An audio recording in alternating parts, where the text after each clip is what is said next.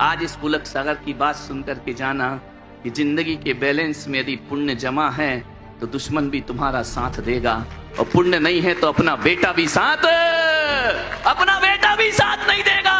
ये मत बोलो कि बेटा हमको ठुकराता है, ये बोलो मेरा बैलेंस नील होने लगा है इसलिए बेटा दुश्मन होने। कोई बेटा किसी का दुश्मन नहीं होता है, कोई बाप किसी का दुश्मन नहीं होता है। दुश्मनी और दोस्ती तो पुण्य पाप के खेल हुआ करते हैं, ध्यान रखिए।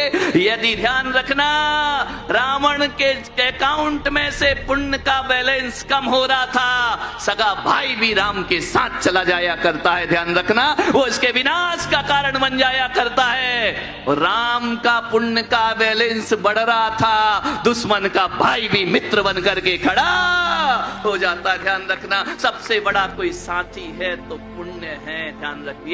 आज इस पुलक सागर की बात सुनकर के जाना कि जिंदगी के बैलेंस में यदि पुण्य जमा है तो दुश्मन भी तुम्हारा साथ देगा, और पुण्य नहीं है तो अपना बेटा भी साथ